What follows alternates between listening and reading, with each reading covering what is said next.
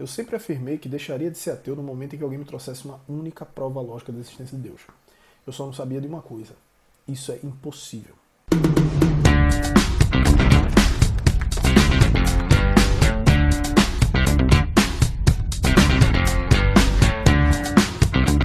Fala pessoal, sejam bem-vindos ao Cruzado Direito, meu nome é Max e o vídeo de hoje é um pouquinho diferente dos outros. Eu vou explicar para vocês quais foram as razões que me levaram a deixar de ser ateu. Eu já fui ateu por cerca de 20 anos na minha vida, eu nem conhecia o significado da palavra e já era ateu. E obviamente também que no vídeo não é um testemunho de fé, eu não vou explicar para vocês, sei lá, aquela história do avião tá caindo, de repente comecei a rezar e Deus me salvou, não é nada disso não. A explicação vai ser baseada em argumentos ontológicos, metafísicos e filosóficos.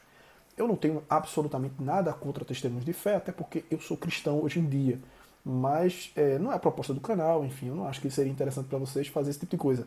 Então, vamos lá à explicação. Como eu disse no começo do vídeo, é impossível provar logicamente a existência de Deus e, de fato, é impossível provar logicamente a existência de Deus, mas eu te digo ainda mais, é impossível provar logicamente a sua própria existência ou a existência de alguma pessoa que você conhece. É impossível provar logicamente a existência de qualquer pessoa. E por que esse tipo de coisa acontece? Antes de tudo, eu acho que é relevante dizer algumas coisas para vocês. Dar definições de ateu, agnóstico e teísta. E também avisá-los que a explicação pode se tornar um pouco tortuosa, já que, como eu disse, eu vou usar argumentos metafísicos, ontológicos e filosóficos.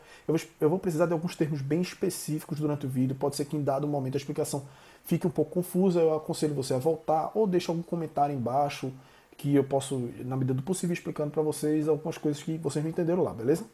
Vamos lá. O que é que seriam esses três termos que eu falei, né?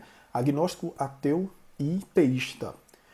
O teísta, theos, essa palavra theos significa Deus. Uma pessoa que é teísta é uma pessoa que tem algum Deus, acredita em algum Deus. Ela afirma categoricamente a Deus, ou deuses, no caso do politeísta.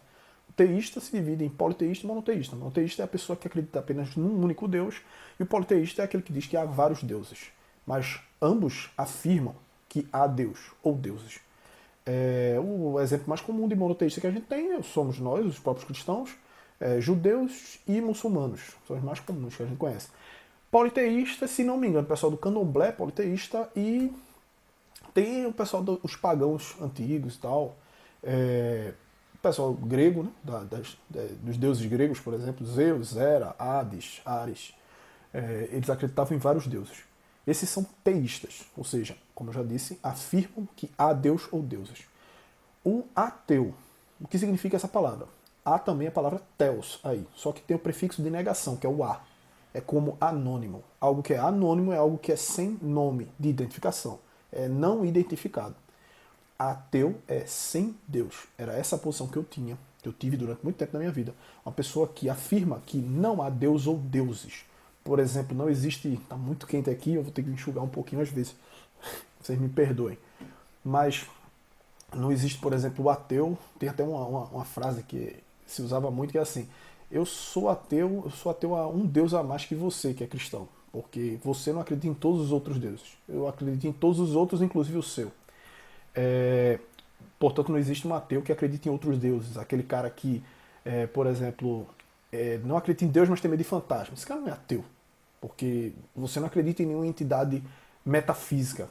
Você parte do princípio de que não há explicação metafísica para nada físico. Ateu, por exemplo, seria o Richard Dawkins. O ateu, como eu já disse, ele afirma categoricamente não há Deus ou deuses. E o que seria um agnóstico?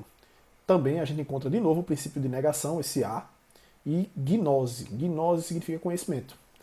O agnóstico, ele diz que não tem como definir se ele sabe da existência de Deus ou não. Ele diz, olha, eu acho que vocês dois aí, você ateu e você teísta, nenhum dos dois tem fundamento para poder justificar aquilo que vocês estão dizendo. E eu não tenho como nem provar isso. E talvez essa discussão não tenha nunca fim. Portanto, eu sou sem conhecimento, eu sou agnóstico. Essa é a definição dos três termos. Como eu havia dito, é impossível provar logicamente a existência não só de Deus, como de você mesmo. Por quê? Você pode até fazer o teste. Você chega assim, pega alguma pessoa que você conhece, sabe de certeza que essa pessoa existe, um amigo, sei lá, qualquer pessoa que você conheça, e tente provar logicamente a existência dessa pessoa. Você vai começar a descrevê-la, você vai citar feitos, ditos dessa pessoa, interações que ela teve com você, coisas que ela tem, mas você, no máximo, vai tornar bastante verossímil que aquela pessoa exista. Mas provar, logicamente, a existência dela, não dá para fazer isso. E por quê? Primeiro porque a única maneira de você provar a existência de alguém é através de um testemunho. Essa é a única maneira. Você chegar e dizer assim, olha, eu estou aqui diante de você, estou testemunhando que eu conheço essa pessoa existe, de alguma forma ela interagiu comigo. Essa é a única maneira, não dá para passar disso. Por que esse tipo de coisa acontece? Na filosofia de Aristóteles estava implícito um negócio que o professor Olavo descobriu, que chama teoria dos quatro discursos, que é o seguinte, deixa eu me enxugar mais uma vez aqui. A teoria dos quatro discursos, ela parte da ideia de que há 4 níveis de aproximação da verdade através do discurso. Os 4 níveis são a poética, a retórica, a dialética e a lógica. A poética é o discurso que abre a possibilidade de algo. A poética se dirige à vontade do indivíduo. Ela mostra que aquilo é possível, que, bom, vamos considerar essa hipótese. Isso é a poética. A retórica é um discurso que é voltado mais... eu disse a poética é voltado para a imaginação do indivíduo. A retórica é voltada para a vontade. É um discurso que visa o convencimento de que aquilo é verdade. Não abriu a possibilidade apenas. Abre a possibilidade e agora está mostrando qual é, dentre as possibilidades, a verdade. Essa é a retórica. O discurso dialético é o discurso que visa dar o convencimento do verossímil. Não só abriu a possibilidade, não mostrou a possibilidade apenas. Abriu, mostrou e ainda está convencendo através da avaliação de verificações de erros e acertos, enfim. É como se fosse uma calibração. É como se a dialética fosse um calibrar dos outros 2 discursos. E qual seria o discurso lógico? É o discurso da certeza apodítica. É o discurso que você parte de premissas inquestionáveis, faz um encadeamento silogístico delas, assim, se isso, então isso, logo aquilo. Você faz esse encadeamento silogístico para chegar a uma conclusão inquestionável, já que as premissas são inquestionáveis. E por que não é possível fazer isso com uma pessoa? A gente considera que Deus seja uma pessoa, ou até usando esse argumento, como eu falei, de você tentar provar logicamente a existência de alguém, de você ou de algum amigo seu. Por que não dá para fazer isso com ninguém? O simples fato de existir ateus, agnósticos e teístas já é prova de que a premissa de Deus não é indiscutível. Ela está em discussão desde que a humanidade existe. Logo, se ela é uma premissa discutível, não dá pra gente dar uma prova lógica daquela coisa.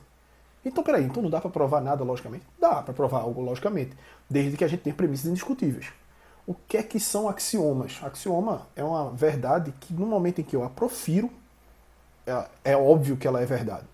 O exemplo mais comum é aquele, o todo é maior do que a parte. Isso é um axioma. No momento que eu proferi essa frase, eu já provei que aquilo é verdade. Por quê? Porque as premissas são indiscutíveis. E quais são as premissas dessa frase? Por exemplo, que o todo é o total e que a parte é uma fração do total. E se essas 2 premissas são indiscutíveis, dizer que essas 2 premissas são indiscutíveis... quer dizer, se eu peguei essas 2 premissas, né? O todo e a parte é uma fração dele. Logo, ela tem que ser menor do que o todo, já que ela é uma fração do todo. Isso é uma prova lógica. Não dá para fazer isso com o senhor ninguém, porque existe discussão sobre a existência ou não daquela pessoa. Então, como é possível discutir tal assunto? Você vai ter que partir de alguns postulados. Você vai ter que simplesmente optar pela primeira opção do raciocínio. Você vai dizer, olha, Deus não existe, então desenvolve o raciocínio. Ou Deus existe, então desenvolve o raciocínio. Ou então você vai fazer como agnóstico, olha, eu não sei. Então você vai continuar sem saber, porque não vai ter como você desenvolver um raciocínio a partir da hipótese de você não saber. Bom, eu vou continuar na próxima parte do vídeo. Bem, continuando o desenvolvimento do raciocínio, na primeira parte do vídeo eu expliquei para vocês porque, para abordar o problema de Deus, a possibilidade de Deus, a gente precisa partir de um pressuposto. O agnosticismo não vai nos permitir desenvolver nenhum raciocínio a partir daí, já que a gente não vai partir de pressuposto nenhum.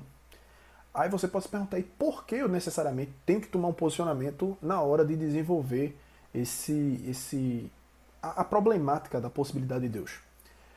Porque é o seguinte, a gente está tratando em Vocês lembram do axioma que eu usei lá no começo do vídeo? Que eu falo que o todo é maior que a parte. Guarda esse axioma. Aquilo que me forma, são várias coisas. Dentre elas está a minha capacidade de acúmulo de conhecimento e a minha racionalidade, que é a minha capacidade de interagir os meus conhecimentos entre si. Essas duas coisas, essas duas faculdades que eu tenho, elas são parte daquilo que eu sou. Logo, aquilo que eu sou é maior do que essas duas coisas. Eu tenho essas duas coisas e mais coisa que me formam. A realidade e isso que eu sou é parte da realidade. A causa de toda a realidade, a causa eficiente, já eu vou explicar para vocês a diferença entre causa eficiente, formal, material e final. A causa eficiente de toda a realidade é algo que causou tudo e a mim incluso, e a minha razão e a minha capacidade de acúmulo de conhecimento incluso aí também. E se o todo é maior que a parte, como eu já expliquei para vocês, nós estamos usando uma parte para tentar entender o todo. Não dá para fazer isso de maneira direta, por razões óbvias, porque o todo é maior que a parte. Portanto, a gente vai ter que fazer através de maneiras indiretas. E aí onde entra, o que eu falei no começo do vídeo, a gente vai usar conhecimento metafísico e ontológico, e filosofia, obviamente. Por isso a gente tem que conhecer de maneira indireta. E para conhecer de maneira indireta, a gente vai ter que partir de alguns postulados como verdade, e a partir daí desenvolver o raciocínio e ver se aquilo está em consonância com a percepção da gente na realidade. Por isso que não dá para ter um posicionamento de simplesmente simples agnosticismo. Eu não sei se existe ou não Deus. Enquanto eu não sei, então não dá para desenvolver nada a partir daí. Você tem que tomar um posicionamento. Como eu tinha dito a vocês, o meu posicionamento é de que não, Deus não existia e a menos que alguém me provasse, logicamente, a existência, eu mudaria de posição. E como é que era possível a mim afirmar a inexistência de Deus? Eu usava aquele fundamento assim, o ônus da prova cabe a quem afirma. Por exemplo, se você chegar para mim e disser, olha, existe um sofá vermelho de bolinhas brancas no subsolo de Marte. Eu não vou ter que provar que ele não existe. Você que está afirmando que vai ter que provar. Portanto, se todas as pessoas nascem agnósticas, porque ninguém nasce sabendo da existência de Deus. As crianças, os bebês não sabem disso. Me desculpem porque está muito calor, eu tenho que me enxugar. As crianças e os bebês não sabem disso. Como veio alguém e disse, essa pessoa que está dizendo teria que provar. Só que eu pedi uma prova lógica e não dava. E como não dava, eu ficava nesse impasse e dizia, bem, graças a isso eu posso afirmar que Deus não existe, porque vocês não são capazes de provar, porque vocês estão dizendo isso. Era esse o meu ponto quando eu era ateu. E uma pessoa que é teísta, ela foi convencida, algumas coisas aconteceram a ela, algo se fez ali, algo aconteceu, que ela foi convencida de que sim, Deus é uma realidade. E o cara que dizia não, que Deus não é uma realidade, ele é que tem que provar. Quando a gente chegou nesse ponto, a gente travou. E daí a discussão simplesmente ela é completamente improdutiva. Mas existe uma maneira assim da gente chegar a algum lugar. Que foi essa maneira que eu encontrei, que eu estou tentando explicar para vocês. Seguindo o raciocínio, o que acontece? O problema do ser, que é um dos problemas mais antigos da filosofia, talvez tão velho quanto a humanidade, é o problema que foi melhor formulado nas palavras do Leibniz. Ele diz, por que existem as coisas e não o nada? Você já considerou essa hipótese? Você já parou para pensar, por que tudo existe e simplesmente nada não existe? Quando você se pergunta de onde veio tudo, ou como tudo veio a existir, ou por que tudo veio a existir, quase sempre a resposta que você vai ouvir é o porquê que o universo ficou do jeito como ele é. É a causa, no caso, a causa formal do universo. Eu vou explicar para vocês a diferença logo para perder ali no raciocínio. De acordo com Aristóteles, existem 4 tipos de causa. A causa formal, a causa material, a causa eficiente e a causa final. A causa formal é... Imagine a seguinte imagem. Eu rolei uma bola de bilhar num corredor. Uma mesa de sinuca qualquer, vamos supor. Bum, a bola de bilhar tá rolando lá. A causa... Tem um helicóptero passando aqui. Mas enfim, escutem, prestem atenção.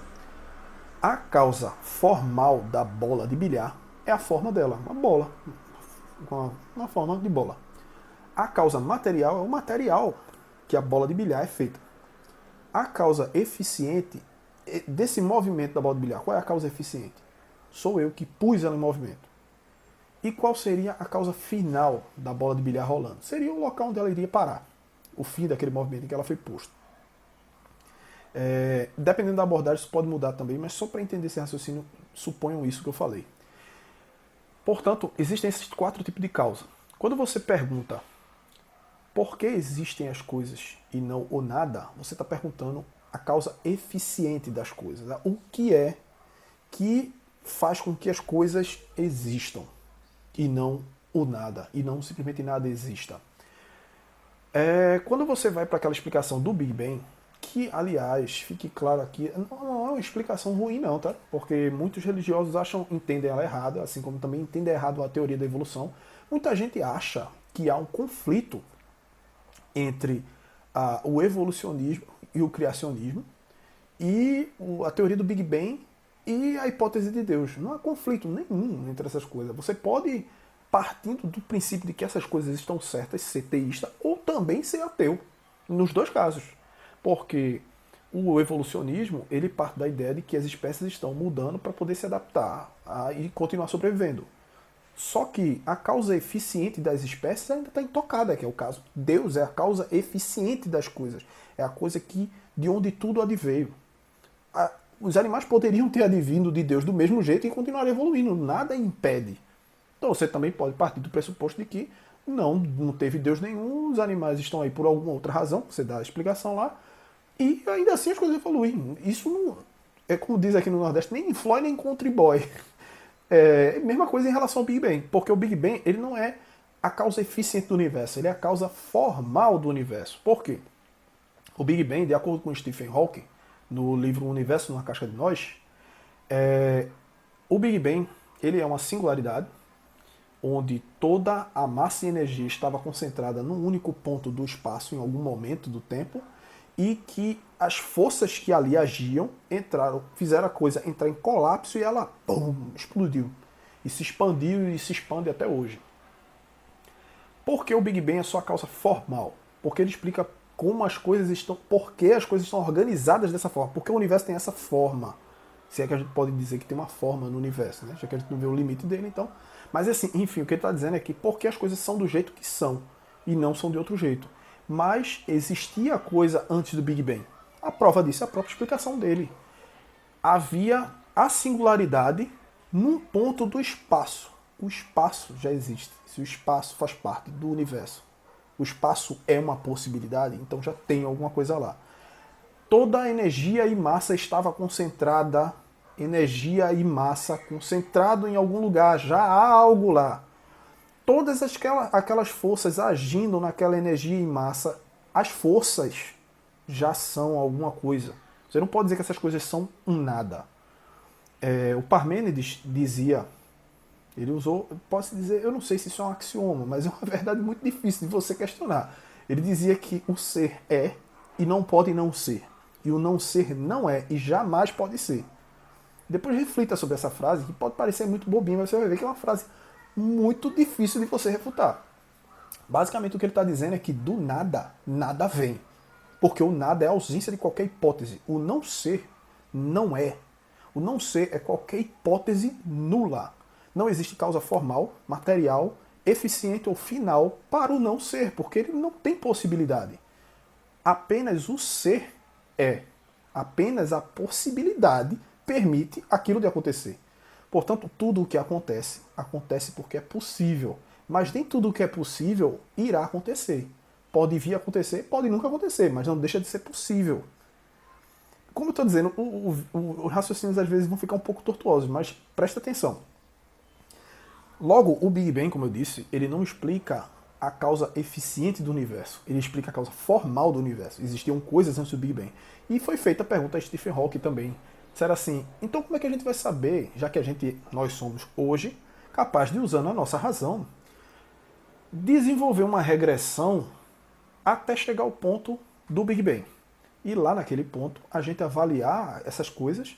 Então por que a gente não faz uma regressão ainda maior, a depois do Big Bang? A explicação do Stephen Hawking foi a seguinte. Ele disse que naquele momento da singularidade, que o nome é singularidade justamente por causa disso, porque é único, só tem aquele momento que foi daquela forma, as forças, a quantidade de temperatura, pressão, a coisa estava de uma maneira tão extrema que a física como a conhecemos não funcionava desse jeito. E nós nunca saberemos como funcionava porque é uma condição singular. E dessa forma, a única coisa que ele pode fazer é dizer assim, eu estou dizendo que é verdade, creio ou não. Ou seja, ele não pediu muita coisa um pouco diferente do que outros caras já me pediram. Vocês já estão entendendo onde é que esse raciocínio vai dar. Deixa eu dar uma pausa aqui para continuar esse raciocínio numa próxima parte. Bem, continuando o raciocínio, eu dei uma explicação a vocês do o motivo pelo qual eu estou fazendo esses cortes. É porque, como vocês devem ter reparado, sempre que eu começo a desenvolver um raciocínio, eu vou desenvolvendo até o término, até um ponto crítico dele. Como o argumento é muito grande, como eu expliquei no começo do vídeo, que o raciocínio é bastante tortuoso, enfim, dá trabalho para fazer. Podia ser que alguma coisa acontecesse. Imagine você, eu tô com, sei lá, já tô com mais de 20 minutos de vídeo. Imagine que você, quando tivesse nos 19 minutos de vídeo, de repente acontecesse alguma coisa desses helicópteros que estão voando aqui, pai, caísse, eu ia ter que gravar tudo de novo. Esse seria o menor dos problemas, né? Mas, enfim, eu teria que gravar tudo de novo. Para evitar que isso aconteça, eu gravo em partes menores. E também ajuda porque o raciocínio fica dividido em tópicos, fica mais fácil de entender. Bem, continuando, do ponto onde a gente parou, a gente ouviu que o Parmênides disse, né, que o ser é e não pode não ser, e o não ser jamais pode ser. O que ele estava dizendo, como eu expliquei para vocês, é que do nada, nada vem da ausência de possibilidade. O não ser é a não possibilidade. É a impossibilidade, vamos dizer assim. Da impossibilidade, o possível não pode vir. O possível só vem do ser. O ser é a possibilidade. O ser é a conjunção de todas as possibilidades. E se o ser é Deus, então a gente tem que concluir uma coisa que agora vai soar meio estranho. Deus não existe. Aí você agora vai dizer, peraí, Marcos, tu dissesse pra mim agora, no começo do vídeo, não, porque eu sou cristão e tal, como é que tu é cristão e diz que Deus não existe? Pois é, exatamente isso que eu estou dizendo pra você.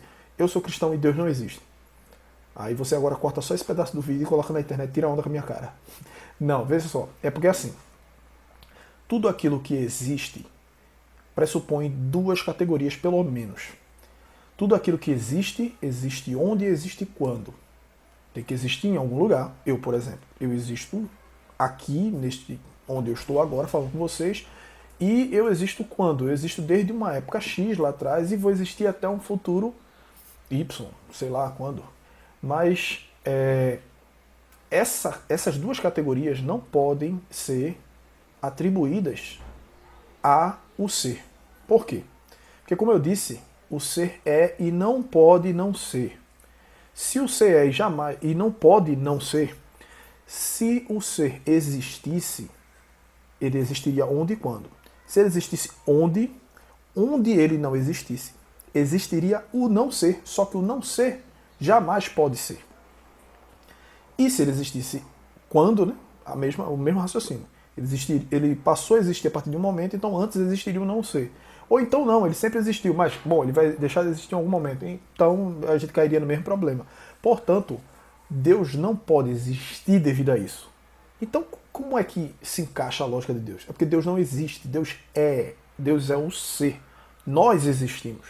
Nós somos parte das possibilidades. Eu sou uma consequência eu sou contingente a inúmeras necessidades anteriores a mim. Eu sou uma contingência dos meus pais, por exemplo. Meu pai teve que conhecer minha mãe, se casar e ter um filho, e desse filho, desses espermatozoides possíveis que iriam fecundar o óvulo da minha mãe, tinha que ser justamente este quem vos fala e aparecer aqui para estar falando isso aqui. Isso só é possível por causa dessas necessidades. E anteriormente teria que ter havido os meus 4 avós, que foram os criadores dos meus pais, pela mesma lógica, e voltando tudo isso, tem que haver uma necessidade lá atrás, uma coisa que é estritamente necessária, para que cada uma das contingências que vieram ocorrer, ocorressem até aqui. Isso é o que a gente chama de Deus. Aí você pode dizer, bom, mas eu sou ateu, como eu era. Eu sou ateu e acho que nada disso foi do jeito como você está descrevendo aí. Tudo bem, eu já fiz todo esse caminho, e eu estou morrendo de calor. Eu já fiz todo esse caminho e sei como é que é partir dessas hipóteses. É você partir da total falta de causa eficiente e total falta de causa final. As coisas nem têm um motivo para ser como são, não vieram de absolutamente nada e não virão para absolutamente nada. Só que aí você irá me demandar muita fé, porque o fato de eu estar fazendo essa argumentação toda agora, o fato de eu ter essa capacidade cognitiva de organizar todos esses raciocínios, o fato de você também ter, da gente estar se comunicando, tudo isso teria que ser uma incrível coincidência. Agora imagine você, se eu dissesse para você agora, eu dissesse assim, olha, eu consegui montar uma maquete do estado de São Paulo jogando peças de Lego de um helicóptero. Você iria rir da minha cara. Que absurdo, é claro que você não conseguiu fazer isso. Pois é, o que você está pedindo para que eu faça é criar uma coisa que é ainda mais difícil do que isso. Porque se eu fizesse isso, é mais provável fazer isso do que todos esses arranjos de possibilidades e virem bater especificamente na coisa como ela está organizada agora, tenha sido fruto do mero acaso para fim nenhum. Portanto, é por ser cético demais que hoje em dia eu não sou mais ateu. Entendeu? Essa é a explicação. Depois de um bocado de tempo eu consegui concluir esse vídeo. Eu espero ter ajudado vocês. Um forte abraço e até a próxima. Valeu!